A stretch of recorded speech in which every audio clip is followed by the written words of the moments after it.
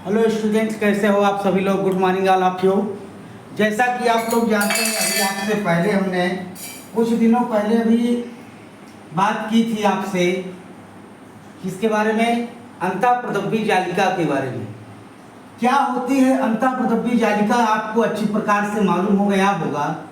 और आज हम बात करने वाले हैं आपसे कोशिका के अंदर पाए जाने वाले एक ऐसे कोशिकांग की, कोशिका के अंदर पाए जाने वाले एक ऐसे कोशिकांग की जो कोशिका के अंदर पाए जाने वाले जितने भी पदार्थ होते हैं उनका पाचन करता है, कोशिकीय पदार्थों का पाचन करता है।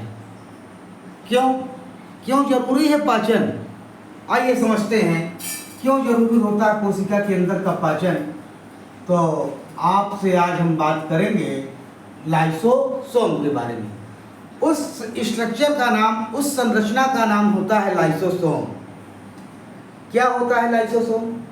तो लाइसोसोम एक प्रकार की झिल्ली होती है और सिंगल मेम्ब्रेन होती है। Single membrane bound structure is known as lysosome. फिर से सुनिए, single membrane bound structure in cell known as lysosome. Its structure has hydrolytic enzyme. इस संरचना के पास हाइड्रोलिटिक एंजाइम पाए जाते हैं। क्या पाए जाते हैं? Hydrolytic enzyme. आपसे हमें केवल यही बात करनी है कि आखिर देखिए, पाचन जहाँ भी आ जाए, चाहे जीवधारियों में आ जाए, चाहे कोई स्ट्रक्चर में आ जाए, किसी भी संरचना में आ जाए, केवल सिर्फ लिखा रहे पाचन करता है। तो पाचन के लिए आज हम आपको एक पासवर्ड बता देते हैं, एक तरीका बता देते हैं। पाचन कब होगा, कब नहीं होगा, होगा तो वजह क्या है, उसके पाचन होने की वजह क्या है। तो पहले वजह समझिए। लाइसोसोम तो बताएंगे ही आपको, लेकिन लाइसोसोम को समझाने से पहले आपको वजह बताते हैं कि पाचन होता क्यों है। वजह समझिए। वजह को आप ये कह सकते हैं, उसका कारण समझिए। कारण कुछ नहीं है, तो आप अपने शरीर के बारे में आइए थोड़ा सा जानते हैं। आप खाना खाते हैं, सब कोई जानता है, आपने खाना खा लिया। जैसे आप खाना खाते हैं तो भोजन आपके जो है आमाशय में पहुंचता है। कहाँ पहुंचता है? आमाशय में। आमाशय में बोले तो इसको बोला जाता है स्टमक। जैसे ही आपका भोजन आपके स्टमक में पहुंचता है, वहां पर एंजाइम पाए जाते हैं। वहां पर क्या पाए जाते हैं? एंजाइम पाए जाते हैं। और उन एंजाइमों को कहा जाता है पाचक एंजाइम। क्या कहा जाता है? पाचक एंजाइम। किसका पाचन करेंगे, जरा इसको देखिए। आपने खाया था प्रोटीन युक्त भोजन। कैसा भोजन खाया था? प्रोटीन युक्त भोजन। आपके भोजन में जो प्रोटीन युक्त पदार्थ थे, आपने मान के चलिए, आपने दाल लिया, आपने प्रोटीन का नाम आ रहा है, आपने पनीर लिया, आपने सोयाबीन लिया। सोयाबीन, दाल है, पनीर है, सोयाबीन है। जब आप खाए तो खाने के बाद जब ये आपके आमाशय में पहुंचते हैं तो आमाशय में होता क्या है कि इसका ब्रेकडाउन होता है। सरल अणुओं में या सरल मॉलिक्यूल में या सिंपल मॉलिक्यूल में ब्रेकडाउन होता है। जब सरल मॉलिक्यूल में ब्रेकडाउन होता है तो सबसे पहले आपको बता दें, वहां पर पाए जाते हैं दो प्रकार के एंजाइम। एक का नाम होता है रेनिन और एक का नाम होता है पेप्सिन। पेप्सिन और रेनिन नाम के दो एंजाइम होते हैं। पेप्सिन और रेनिन नाम के दो एंजाइम होते हैं। ये आपके भोजन में आई हुई प्रोटीन की मात्रा का पाचन करते हैं। किसका पाचन करते हैं? प्रोटीन का। कौन करते हैं? पेप्सिन और रेनिन। रेनिन और पेप्सिन है क्या आखिर? रेनिन और पेप्सिन आखिर है क्या? रेनिन और पेप्सिन एक प्रकार के एंजाइम हैं। क्या है? एंजाइम है। अच्छा, आपको ऐसा लग रहा होगा, मान लो अगर ये ना होते दोनों, तो रेनिन और पेप्सिन दोनों ना होते तो प्रोटीन का पाचन कभी ना होता। प्रोटीन का पाचन कभी ना होता। क्यों ना होता? प्रोटीन के पाचन के लिए, किसके पाचन के लिए? प्रोटीन के पाचन के लिए आवश्यक होता है रेनिन और पेप्सिन एंजाइम। क्या आवश्यक होता है? रेनिन और पेप्सिन एंजाइम। अच्छा, एंजाइम एक ऐसा पदार्थ है, प्रोटीनियस पदार्थ होता है, प्रोटीन का बना होता है। ये पचाता है, डाइजेशन करता है। तो जब भी पाचन की बात आए, वहां पे आपको क्या याद रखना है? एंजाइम। आपने दाल खाया, आपने पनीर खाया, आपने सोयाबीन खाया, उसका पाचन हुआ है, आपके आमाशय में भोजन आमाशय में गया, आमाशय में जाने के बाद उसका पाचन हो गया। जरा याद करो, अगर ना होता है एंजाइम, पेप्सिन और रेनिन एंजाइम ना होता, तो आपके शरीर में, आपके आहार नाल में गया हुआ ये भोज्य पदार्थ, इसका कभी ना होता पाचन। अर्थात आपको एक रिश्ता समझ में आया होगा, एक रिलेशनशिप समझ में आ रही है कि जहां जहां बात होगी पाचन की, वहां वहां साथ में जरूर आएगा एंजाइम। अब एंजाइम कोई भी हो सकता है, नो डाउट। एंजाइम कोई भी हो सकता है, होगा एंजाइम, ये श्योर है। एंजाइम होगा, ये श्योर है, ये कंफर्म है। एंजाइम आएगा। कौन सा एंजाइम आए वो अलग बात है, कौन सा एंजाइम आएगा वो अलग बात है, लेकिन एंजाइम आएगा तो, एंजाइम आएगा तो, जी आएगा। तो जहां जहां पाचन की बात होगी, वहां वहां साथ में कौन आएगा? एंजाइम। तो एंजाइम जो होते हैं वो भोज्य पदार्थों का पाचन करते हैं, और पाचन ही इनका काम होता है। खैर और भी काम होते हैं एंजाइम के, लेकिन अगर पाचन की बात की जाए तो पाचन होगा तो सिर्फ एंजाइम की वजह से होगा।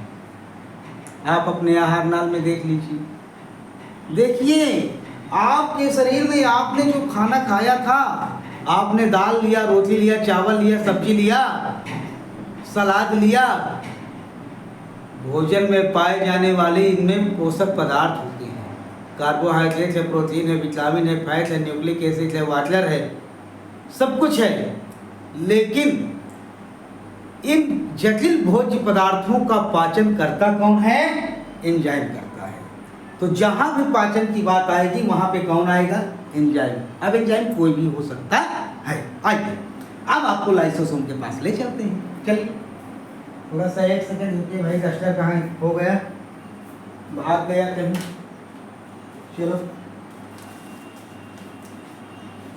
डस्टर गायब हो गया है, अभी आज मिलेगा वो।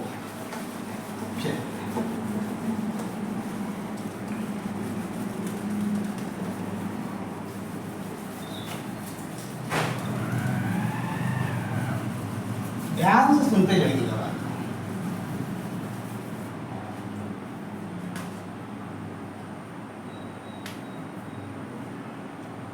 ये आपके शरीर की सेल है, सेल है। सेल में न्यूक्लियस भी हो गया, माइटोकॉन्ड्रिया भी हो गया, गाल्गी बाटली भी हो गई, ठीक है, अंतःप्राद्रव्य जालिका भी हो गई, इसके अलावा राइबोसोम भी हो गए, इसके अलावा यहाँ पे ये जो द्रव्य होता है ये आपका साइटोप्लाज्म के नाम से जानते हैं ना।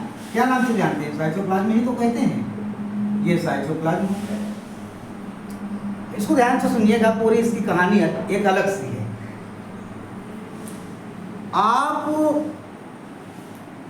खाना खाते हैं, आप कार्य करते हैं। जब आप कार्य करते हैं तो कार्य करने में शरीर की सबसे छोटी इकाई सेल की भी भूमिका बहुत बड़ी होती है। इस बात को आपको मानना पड़ेगा। जब आप कार्य करते हैं तो कार्य करने में या जैविक क्रियाएं जो संपन्न होते हैं आपकी, अब जैविक क्रियाएं हमको ना बताना पड़े, पता नहीं कितने बार बता दिए जैविक क्रियाएं। जैविक क्रियाएं या करते हैं या तो हम कार्य करते हैं कोई, तो उसमें होता क्या है कि जो शरीर की सबसे छोटी इकाई है, जिसे आप क्या कहते हैं, हमको नहीं पता क्या है, आप जानो, आपको पहले चैप्टर जाने 9 वाले, आप जानो, आपको पहला अध्याय जाने, ठीक है, बायोलॉजी का पहला अध्याय, भौतिक भौतिक करना बता लेना। तो कार्य करने के लिए सबसे छोटी इकाई शरीर की आवश्यक है, सब कुछ जान गए।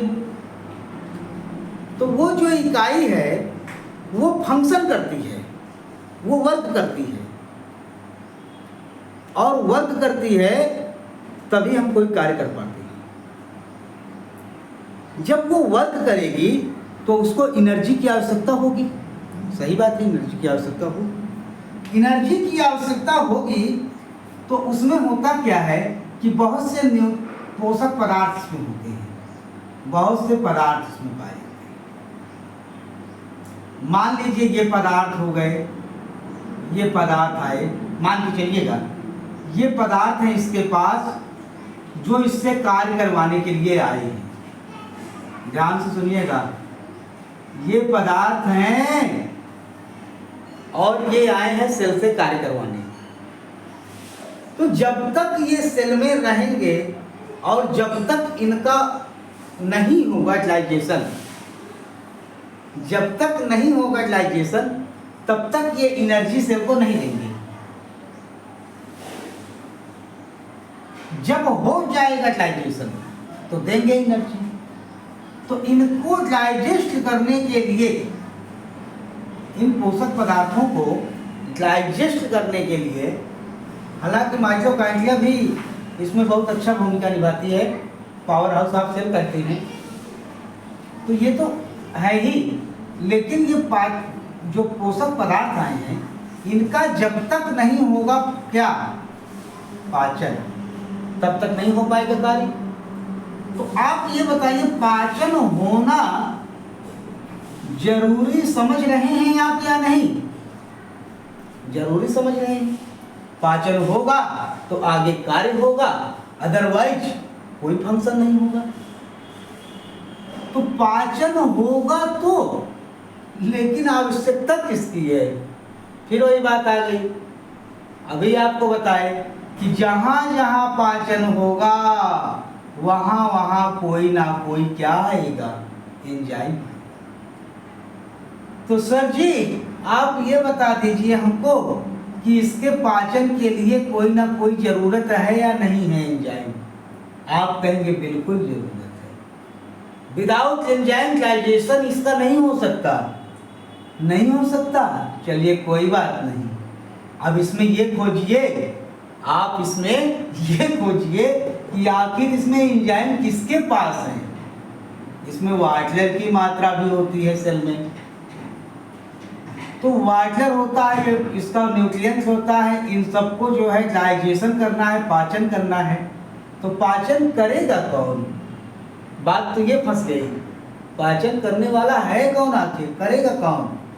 तो पाचन करने वाली एक स्ट्रक्चर है सेल के अंदर, सेल के अंदर पाचन करने वाली एक स्ट्रक्चर है, डाइजेशन करने वाली एक स्ट्रक्चर है, जी है। अब उसका नाम नहीं पता चल रहा है, आखिर वो है कौन? जो कोशिकीय पदार्थों का पाचन कर सके, कोशिकीय पदार्थों का पाचन कर सके, वो है कौन? उसी का तो नाम है लाइसोसोम। उसी का नाम क्या है? लाइसोसोम। ये लाइसोसोम होती है, ये लाइसोसोम है, ये लाइसोसोम। अच्छा यही है लाइसोसोम, ठीक ठीक। लाइसोसोम के अंदर ये सिंगल मेम्ब्रेन बाउंड स्ट्रक्चर होते हैं, याद रखिएगा इसको। Lysosome is a single membrane bound, single membrane bound, single membrane bound. Single membrane bound का मतलब ये होता है ये केवल एक झिल्ली से बना होता है। ध्यान से सुनिएगा, लाइसोसोम के पास कितनी झिल्लियां होती हैं? केवल एक झिल्ली होती है। एक झिल्ली होने की वजह से इसे कहा जाता है सिंगल मेम्ब्रेन बाउंड स्ट्रक्चर। अब ये लाइसोसोम जो है ये वर्क करेगा। क्या वर्क करेगा? सबसे पहली बात तो आप ये जानिए, इसके पास एंजाइम पाए जाते हैं। इसके पास क्या पाए जाते हैं? एंजाइम पाए जाते हैं, और एंजाइमों को कहा जाता है हाइड्रोलिथिक एंजाइम। क्या कहते हैं? हाइड्रोलिथिक एंजाइम। अब कुछ लोग कह रहे होंगे कि इसका हिंदी नहीं मिल रही। कोई बात नहीं, आइए आपको हिंदी भी बता देते हैं। इसको कहा जाता है जल अपघटनी एंजाइम। ये लीजिए हिंदी, खुश हो गए? चलिए, जल अपघटनी एंजाइम जो लाइसोसोम है इसके पास क्या पाए जाते हैं? हाइड्रोलिथिक एंजाइम पाए जाते हैं। ये एंजाइम करेंगे क्या? ये एंजाइम सेल के अंदर जो भी पोषक पदार्थ है, जो भी जल की मात्रा है, ये जल में पाए जाने वाले पोषक पदार्थों का इनके पास पाए जाते हैं एंजाइम। इनके पास क्या होते हैं? एंजाइम। तो हाइड्रोलिथिक एंजाइम होते हैं, इसलिए कोशिकीय पदार्थों का ये बहुत अच्छे से पाचन करते हैं। किसका पाचन करते हैं? कोशिकीय पदार्थों का, कोशिकीय पदार्थों का करते हैं क्या? पाचन। अब पाचन करते क्यों हैं? क्योंकि इसके पास है क्या? कमेंट बॉक्स में बताइएगा। आप कमेंट बॉक्स में बताइए, अगर ये कोशिकीय पदार्थों का पाचन करते हैं तो आखिर इनके पास है क्या? इस प्रश्न का जवाब सभी बच्चे कमेंट बॉक्स में लिखेंगे कि आखिर इसके पास है क्या जिसकी वजह से ये कोशिकीय पदार्थों का पाचन कर लेते हैं। हम नहीं बताएंगे, यहाँ ये बोर्ड में लिखा हुआ है। अब आप अंदाजा लगाइएगा कि इतने बड़े बोर्ड में कहाँ पे लिखा है। ज़्यादा खोजना भी नहीं है आपको, बहुत आसान है। एक बार खोजने की कोशिश तो कीजिए, सब कुछ मिलेगा। आइए, तो इसके पास क्या पाए जाते हैं भैया? हाइड्रोलिथिक एंजाइम होते हैं, कोशिकीय पदार्थों का पाचन करते हैं। दूसरी बात, मान लीजिए कभी कभी होता क्या है, ये पाचन करते करते होता क्या है, ये खुद को पचा डालते हैं। इनको कुछ नहीं मिल रहा है, ध्यान से सुनिएगा। मान लो थोड़ा सा, एक बार इसको मैं साफ कर रहा हूँ, फिर इसके बाद बता रहा हूँ।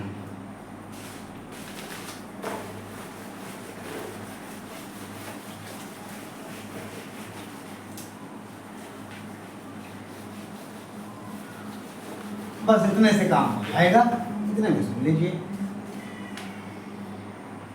ये आपकी सेल हो गई, ये और सब आर्गन हो गए, कोई बात नहीं। ये हो गया, ये हो गए एंजाइम, सॉरी कौन हो गए? लाइसोसोम। अब लाइसोसोम तो है, लेकिन इनको पचाने के लिए कोई पदार्थ नहीं मिल रहा है, कोई इनको पोषक पदार्थ नहीं मिल रहा है। जब इनको कोई पोषक पदार्थ नहीं मिलता है तो होता क्या है कि ये खुद को पचा लेते हैं। कुछ नहीं मिला तो खुद को पचा लेते हैं, अपने आप को। जब अपने आप को, स्वयं का मतलब क्या होता है? बोलो, स्वयं का मतलब जानते हो कि नहीं जानते हो? अपने आप को पचा लेते हैं, और अपने आप को पचा करके अपनी कर लेते हैं हत्या। और जब हत्या कर लेते हैं तो इसको कहते हैं आत्महत्या के थैले। क्या कहते हैं? आत्महत्या के थैले। इनको कुछ नहीं मिलने पर ये अपने आप को पचा लेते हैं, अपने आप को डाइजेस्ट कर देते हैं, अपने आप को खत्म कर देते हैं। कुछ नहीं मिल रहा, अपने आप को डाइजेशन कर लिया और खत्म कर देते हैं अपने आप को, और इसको कहा जाता है आत्महत्या के थैले। बहुत पूछा जाता है, यही तो पूछा जाता है पेपर में आपके, आत्महत्या के थैले के नाम से किसे जाना जाता है? Suicidal bag of cell is known as lysosome. Suicidal bag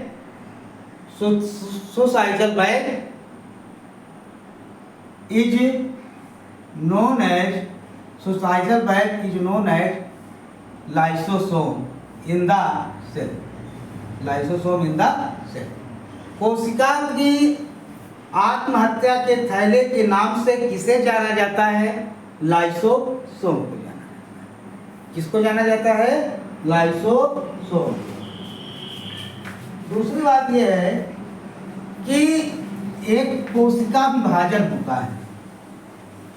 कोशिका विभाजन, तो कोशिका विभाजन एक क्रिया होती है जिसमें कोशिकाएं जो होती हैं पुरानी कोशिकाओं से नई कोशिकाएं बनती हैं, तो उस विभाजन का नाम होता है सूत्री विभाजन। सूत्री विभाजन में ये बहुत बड़ा सहयोग करते हैं। क्या करते हैं? सहयोग करते हैं या इस विभाजन को करवाते हैं। सूत्री विभाजन को सहयोग करने वाले या उसमें जो है सक्रिय भूमिका निभाने वाले कौन है? लाइसोसोम है। लाइसोसोम सूत्री विभाजन में हेल्प करते हैं और डाइजेशन तो करते ही हैं। इसके अलावा अगर इसमें बात की जाए कि इसके खोजकर्ता कौन है, तो डी ड्यूबे महोदय हैं जो इसके खोजकर्ता हैं लाइसोसोम के। तो ये लाइसोसोम हुआ। इसमें अभी हम और बात करेंगे, देखेंगे क्या पॉइंट्स बच रहे हैं और बात कर लेंगे। अगर पर्याप्त हो गया होगा तो फिर कोई बात नहीं, आगे हम फिर न्यूक्लियस की चर्चा करेंगे। ठीक है, तो अभी आप इतना तैयार कीजिए, इसके बाद भी हम आगे बात करते हैं। विद्यालय भी जाना है, तैयारी भी बनाना है, तो चलते हैं विद्यालय के लिए। फिर अब जय हिंद, जय भारत।